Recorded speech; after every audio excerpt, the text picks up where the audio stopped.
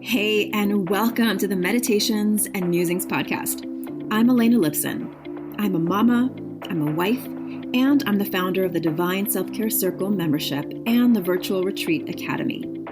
I don't believe that you have to sacrifice your body, your health, or your family in order to create true abundance and prosperity. I believe in living based on the divine feminine metrics of success, and these include pleasure, play, ease, grace, and a slower pace. Each week, I'll bring you 1 to 2 new episodes. One of these will be a guided meditation that you don't have to do on the meditation pillow, and the other will be a conversation to help you access your inner wisdom, to ignite abundance, and inspire others to do the same. I invite you to join me on this journey back to the magic of a divinely aligned and well cared for you. And now, join me for today's episode. Hello, and welcome to this week's episode of the Divine Self-Care Meditations and Musings. This is episode number 85, The Compound Effect of Daily Self-Care. And we're going to explore 3 specific reasons why self-care is not a one and done, and why self-care is something that you get to define for yourself. I'm going to share a little bit of how we create a self-care practice here in the Divine Self-Care Circle, which is about to open for our 5th year, which I will share next week and in future episodes as well. Although if you've been here for any length of time, you know all about the Divine Self-Care Circle, which is the membership circle that is about a year long. But when women come in, they tend to come in and stay. So I'll share a little bit more about that and why it's really important to start seeing self-care and self-care practices less as one thing to do versus a way to be and a way to walk in life. So what we're going to be talking about today is more about a way of being in your day, in your week, in your month, in your life, in your relationships versus like going to the gym or doing one specific thing. So we're going to dive into that a little bit. But first, I wanted to just say thank you for all of your notes for my experience for last week. Let's just say I fell. I fell on a treadmill. I walked into a dark room and someone had left the treadmill running at my gym in this dark room called the cinema room. And I stepped on that treadmill and I fell on the treadmill. And that turned into a whole drama of getting a black eye. And if you've been following me on Instagram over at elenalipson.com, you have seen the ever evolving black eye scenario. So it's starting to go into its final healing stages. If you want to check it out on Instagram, find me there. Again, it's Elena_Lipson. You can go ahead and check it out. But I just want to say a quick thank you for all of your sweet notes. And most of the messages I received on Instagram were so kind. And I know you were like, what happened? How did you do that? It's not every day that someone shows up with an injury or a black eye. So it just goes to show that, curveballs can happen in life. And I quickly moved from processing the whole thing to being really grateful that it wasn't worse. So, and I kept forgetting that I had a black eye. So wherever I went, people would be like, what happened to you? And for a split second, I had no idea what they were talking about because it didn't really hurt as much as it did just bruise pretty much within 24 hours. And if you've ever seen a nice black eye, it goes from like purple to bright red to shades of yellow. And now it's in this kind of like a light pink phase. So anyway, today's episode, we're going to talk about self-care. And self-care is truly and honestly the thing that helps me to navigate those curveballs in life. And sometimes when you aren't paying attention to yourself and really giving yourself the attention, time, and investment of energy that you require, life will give you a smackdown. So I'm definitely looking closely at areas of my life where I was either out of integrity or I was not really paying attention or I wasn't present. And if you want to hear more specifics about all the lessons learned and the gifts learned, make sure to head over to episode number 84, where I share the very specific lessons and gifts that I received from the entire experience. And even the process of being able to do that, I would say that I would blame that, not blame it, but give, honor to the process of self-care that I've gone through over the last decade and how I've been able to really embody what I teach and on a very deep level, and be able to experience not only the dark moments and the sad moments and the angry moments, but also be able to process those and move into a real presence and lessons learned, and be able to integrate the experience instead of having it be either compartmentalized or denied or pushed down, which is what a lot of people tend to do with negative experiences. And then you start to disassociate from them and sort of keep them in the background. But as we know, much like a holding down a ball underwater, a beach ball underwater, it will come up eventually. And usually, for what I found for women specifically, it comes up as either health issues or unexplained emotions or just physical symptoms that have no specific root cause or explanation. It comes out as self-sabotage. It comes out as unresolved resentment and regret, all the things that we talk about within the Divine Self-Care Circle.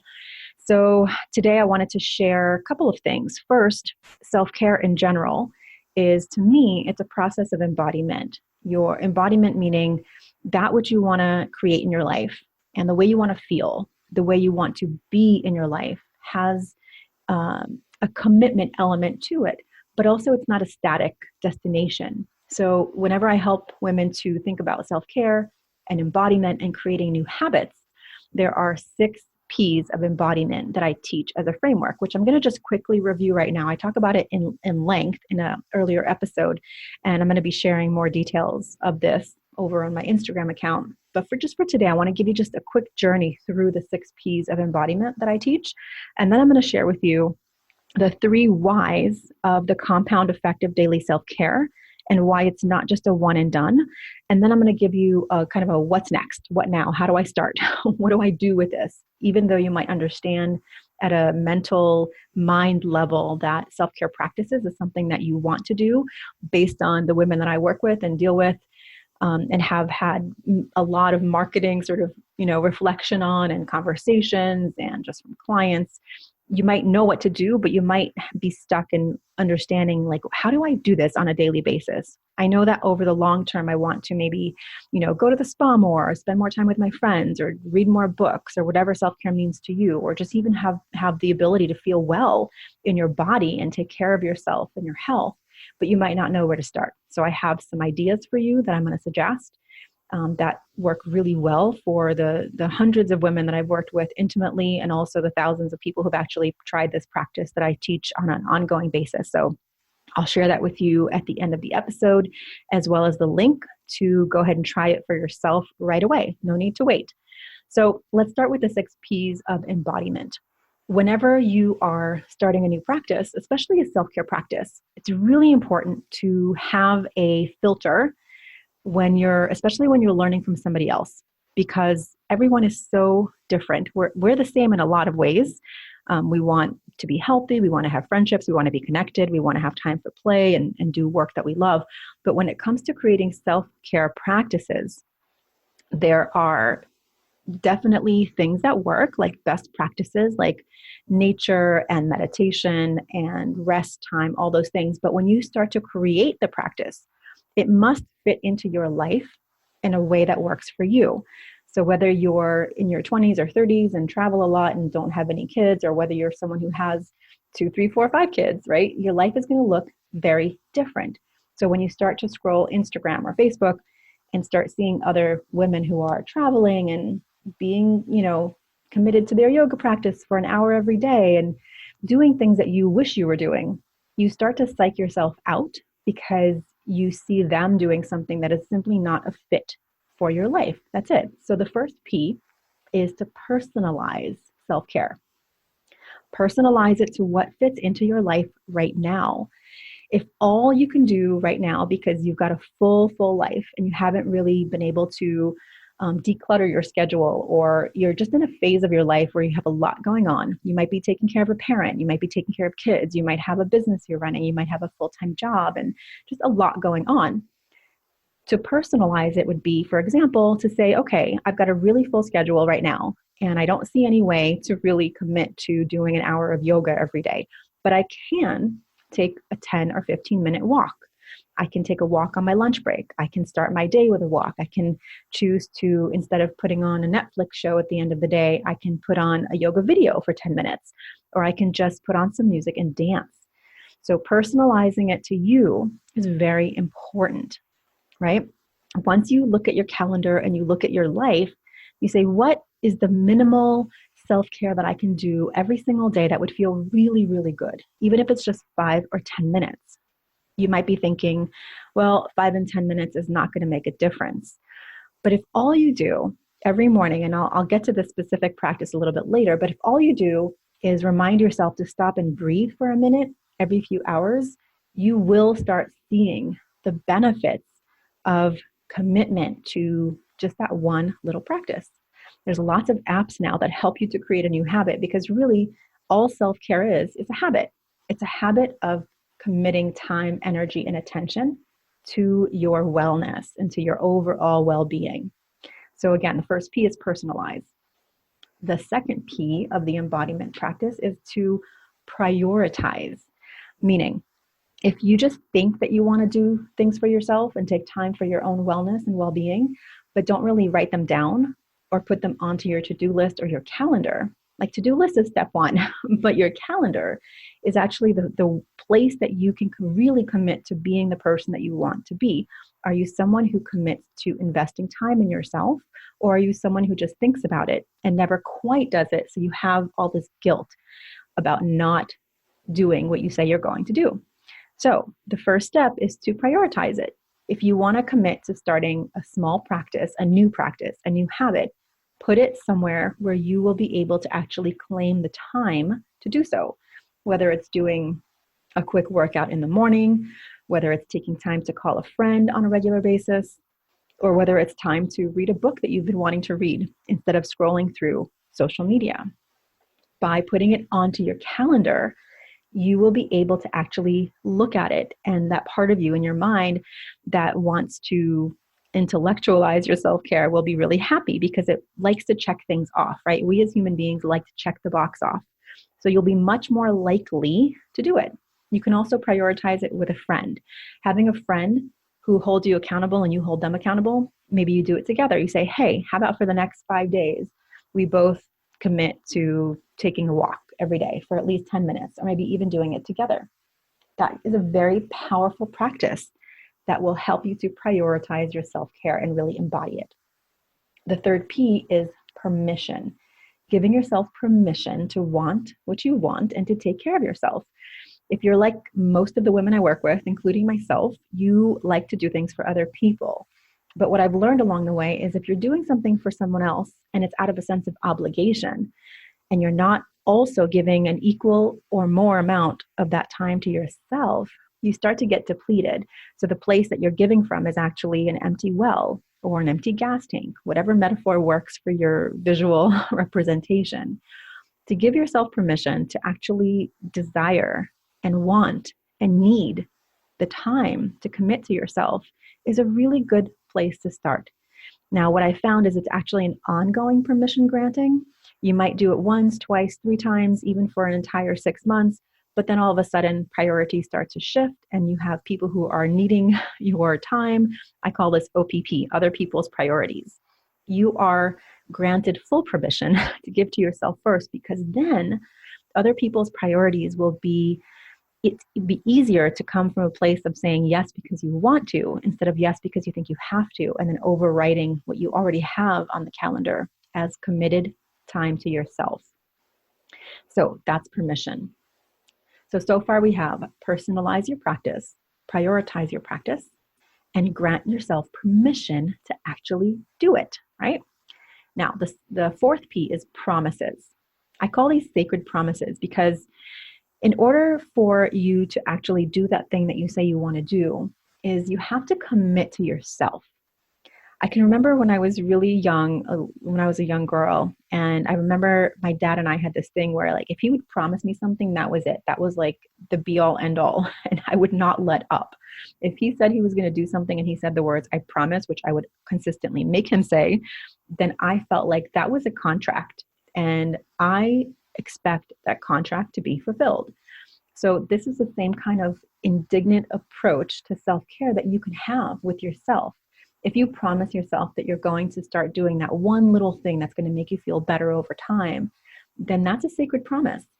And now, this comes with a caveat. If you break that promise to yourself because you decided to sleep in or because you didn't feel like it, there's kind of like a two-pronged approach. First of all, don't shame yourself about it, because feeling bad about yourself is not the next step to actually getting it done. But you want to be honest with yourself, okay? You want to say, look, I said I was going to do this. I didn't do it. Why? What happened? And take some time to reflect on it. Were you just used to it? Did your body rather sleep in? Maybe you really needed the sleep. So maybe it's okay. And maybe you decide that mornings aren't really the best time for you to go to the gym, and actually you'd rather do it in the afternoon. Or maybe you just rather go for a walk outside. Or maybe you really just want to dance at home. You don't like going to the gym. Be honest with yourself, right? You're not doing this for me. You're not doing this for some, to check off some universal box of being a good person or a good girl, right? That time is over. It's time to really be honest about what you want to do, about how you want to live this life. So when you make a sacred promise to yourself, once you do it, really celebrate it. Celebrate yourself. Share it with someone you love, someone that will be positive about it with you, won't doubt you, and won't remind you of all your past mistakes, right? That's a real mistake that people make. If you are someone who has said you were going to do things in the past but didn't, perhaps some people around you are used to that pattern, but now you're creating a new pattern.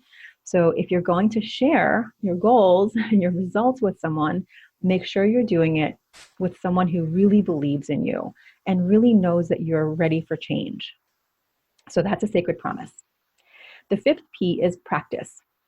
I want you to approach the habit as a practice, just like anything else in life, just like a toddler learning to walk.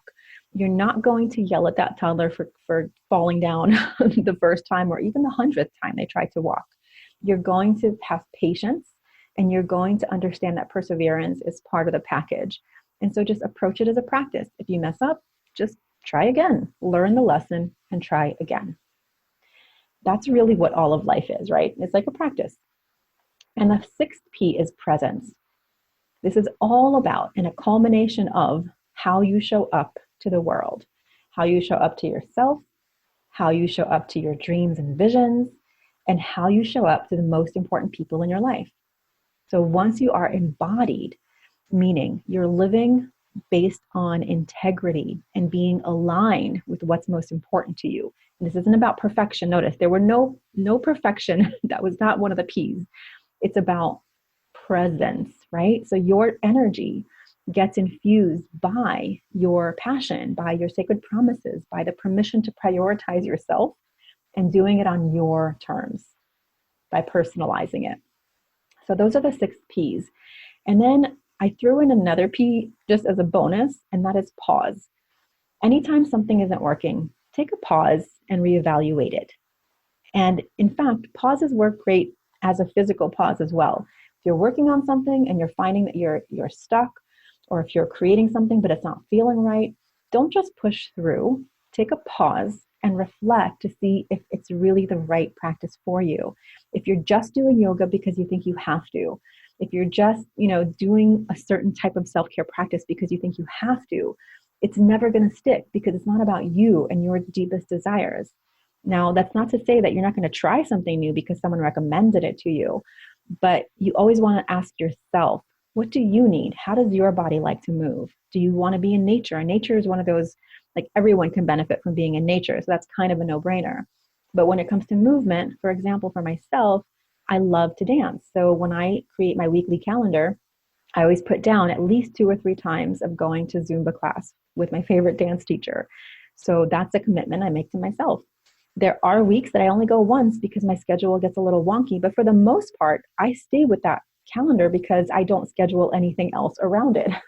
If I know I want to go, then if someone asks me if I want to go meet them for coffee on the same morning as the Zumba class, it's easy for me to say, nope, not available at that time. Let's try another time, right? So that becomes very important to actually prioritize.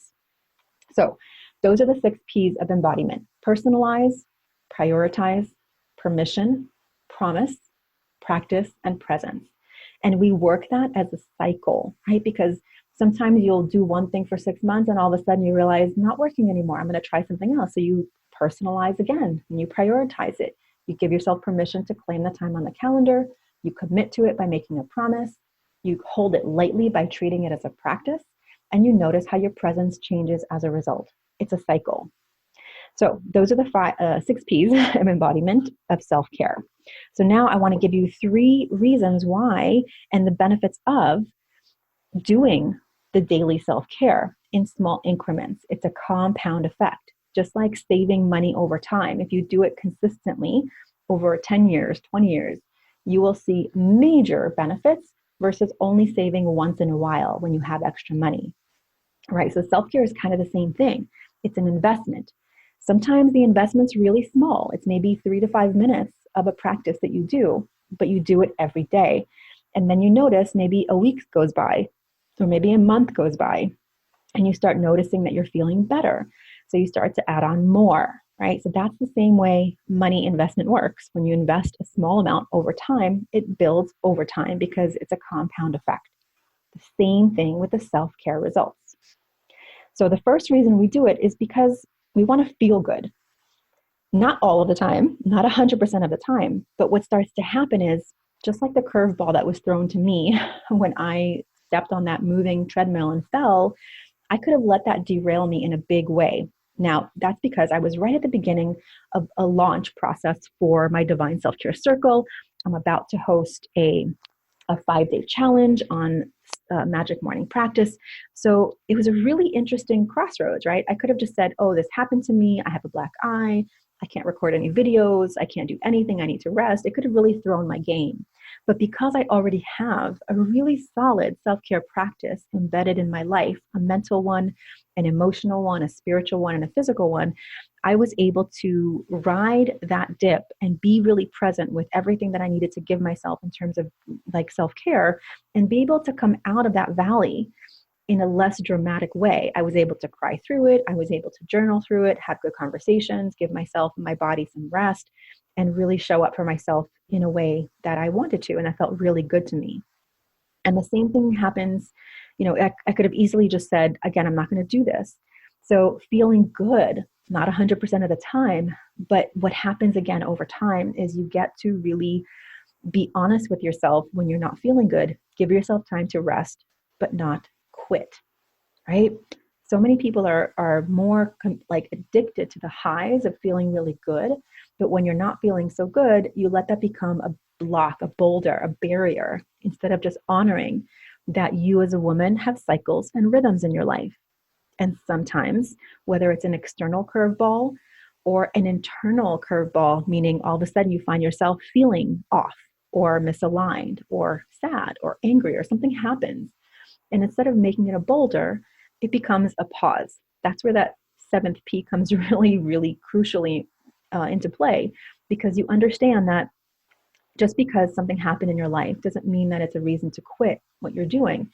It's a reason to pause and to really, really take care of yourself and your needs, whether it's grief that needs to be processed, whether it's a conflict that needs to be resolved, whether it's a skill that needs to be built or a failure that just happened that you need to learn from. Those become dips and valleys, but not boulders to stop you in your tracks. The other really interesting and powerful compound effect is that you learn to dance with fear. Now, what I mean by that is when fear comes up, and it will come up as soon as you commit to doing something new, like creating a new self-care practice or starting a new business or writing a book or whatever it is in your life, take a trip. As soon as you make that decision, the very natural next reaction that comes from your ego mind, your little gremlin inside, is fear. All the reasons why you shouldn't, can't, or won't do that thing. Now, some of that fear will come from past experiences, especially if you've made promises to yourself that you haven't kept. That's a very natural reaction. But fear is also a very human natural reaction. Now, the question is, when that fear comes up, are you going to let it stop you like that boulder? Or are you going to give yourself permission to say, actually, I get the fear. Thank you for keeping me safe. I get the insecurity that I have around this, but I'm going to trust my journey. I'm going to learn something no matter what here. And it's okay to fail. If I do fail, you know what? I'm going to learn something. Like, whoever said that failure was a bad thing? There's a really, sad association with failure, but it's like, again, back to that toddler learning to walk. They're going to fall. You expect that. You know the toddler is going to fall when they're learning to walk. But we don't give ourselves that same permission to fall. Like, it's okay. You're going to learn. Just trust the process. We know that when we're learning a new skill, it's not going to come super easily the first time. We know that, right? When you're learning if you're going to build a table out of wood, or if you're going to learn to build a house, or if you're going to learn to program a computer, whatever, even cooking a new dish, you might get it wrong several times. I always like to think of that first pancake that you make, right? It's kind of like a throwaway because maybe the skillet wasn't hot enough, or maybe the recipe wasn't exactly right. Maybe you flipped it too soon. You learn, and then you're like, okay, I got this. I'm going to just pivot and learn. So you start to learn to dance with that fear. It's a really, really powerful lesson. And the third compound effect of daily self-care is that you begin to really know what you're about and where you're going. Here's why. It's not like all of a sudden you wake up one day and you're like, where am I? How did I get here? No, because when you have a daily practice, you have a daily check-in for alignment, whether it's a journaling practice, whether it's a getting still in the silence so you can hear your own intuition practice, whether it's a being in nature practice so that you can really hear your own ideas. You have an opportunity to actually be still. So many people find themselves off course, like way off course, and don't know how they got there because they spend so much of their day distracted by the news headlines and social media and other people's priorities, OPP, right? Instead, when you have a daily practice, the compound effect is that you have a way to actually check in with yourself. Like, okay, is this still working? What do I need to change? What's working really well? What do I need to celebrate and do more of? What do I need to do less of? What have I been tolerating?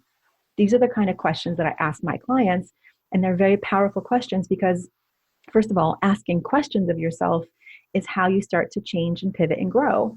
If nobody asks you questions about your journey, you're just going to continue on, sometimes by default, sometimes by inertia. But when you create a daily practice, you have this check-in.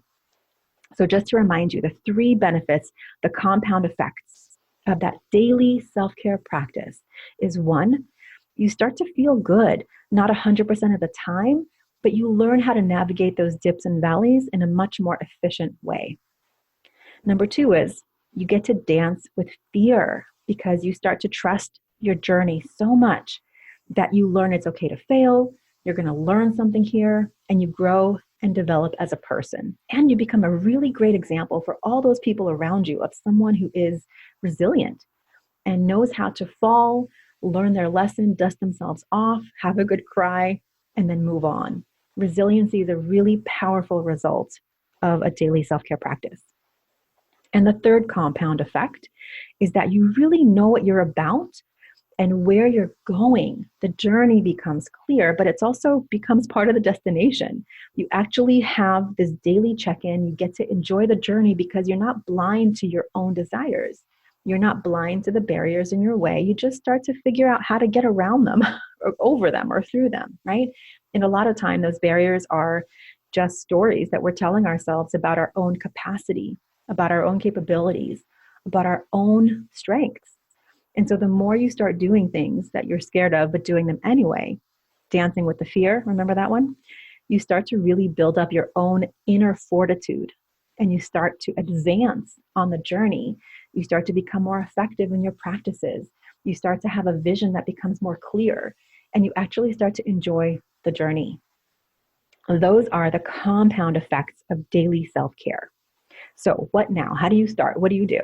So I've thought about this question a lot because, so the reason I created a year-long program on self-care is because there's so much to talk about. There's sexuality, there's relationships, there's practices around morning and nighttime, there's your relationship with time itself, there's creating sacred goals, there's lots of things we talk about. But the place that I found that is really effective in terms of starting is the morning practice. when you start your day in a way that is aligned with what you really want, and it's all about your energy being elevated each morning so you can do the things you want to do, you actually start to see that compound effect in action. You start to feel how your energy shifts from those morning like stories of, oh my gosh, I have so much to do, I'll never get this done, I don't know where to start, and you start to sabotage yourself before you even get out of bed. Or on the flip side, you might just start your day at full speed, like got to get the kids out the door, got to make breakfast, got to make coffee, got to go, go, go, go, right? If you're starting your day that way, what you'll start to experience is this sort of subtle buzz of dissatisfaction in all areas of your life, but you won't really know where to start. So this is why I'm so passionate about teaching the Magic Morning Practice, because if you can commit even 3 minutes each morning to doing the 3 simple steps that I teach, where your mind, your body, and your soul, you start to really see, again, the compound effect, but also in the moment effect. Like this is the thing that will give you instant return for your investment of your time, not just a compound investment over time, but the investment of that 3 to 5 minutes. Now, my morning practice most days is about 45 minutes to an hour, but there are days when I only have 3 to 5 minutes. So I've reverse engineered the whole thing to say, even if you have only 3 to 5 minutes, and I would say if you don't have 3 to 5 minutes, if you can't wake up 5 minutes earlier to give this to yourself, then we need to have a whole other conversation because you are so worth that time. You are here on this planet in this lifetime with a purpose. I don't know what that purpose is, but you'll never find out if you just keep running on full speed. So what I want you to do is head on over to elenalipson.com/gift. And there's 2 things you can do on that page. One is you can go ahead and get the Instant Magic Morning Practice, which is about a 9-minute video, which I'll guide you through how to create and personalize your own Magic Morning Practice, even if you only have 3 minutes. The other thing you can do is actually join us for our next live Magic Morning Challenge, where we will spend 5 days helping you to actually practice together. You'll be able to join a Facebook group where I show up live every day, and you'll be getting an email with a very specific instruction video, and I will help you to actually craft your own Magic Morning Practice. So head on over to elenalipson.com/gift. You can also find me on Instagram at Elena_Lipson and go to that link in my bio, and you'll see the first link there is a link to sign up for the next 5-day Magic Morning Challenge. There are several hundred people in that Facebook group, so you're not going to be alone. You don't have to do it alone, and I will be with you every step of the way. I really do hope to see you there. If you are excited about this idea of the compound effect of daily practice, but you want to see what it's all about right away, this is the perfect starting point. So I would love to see you there. Make sure you are subscribed to the podcast so you don't miss the next episode. Again, if you want to hear more about my black eye drama, go ahead to episode 84, where you can learn all about that. And leave me a review if this was valuable for you. If you received something from today, I would love to hear all about it. Go ahead to your iTunes app, scroll down, and then just leave me a review. Let me know what you want to see more of, how this was for you, and what your big takeaways were. You can also screenshot this on your phone and post it to Instagram and tag me, Elena_Lipson, and let me know that you're listening. Let me know what really resonated for you. That way I can give you more of the things that are working for you. Again, this is Elena Lipson, your self-care coach and mentor. Thank you so much for being here with me today, and I will see you on the next episode of the Divine Self-Care Meditations and Musings podcast. Now go have a great day and take care of yourself. Thank you so much for listening and learning about the new Divine Self-Care way of being in your life, business, and the bedroom based on the divine feminine metrics of success: pleasure, play, ease, grace, and a slower pace. If you're ready to bust the myth of overwhelm and tap into an inspired start to each day, I've put together a free video series for you to help you start each day with energy, inspiration, and ignite that inner pilot light which attracts joy, magic, and synchronicity. You can access my 3-step Magic Morning Practice to help you ignite your inner light and attract the abundance that you're craving. Head on over to elenalipson.com/gift.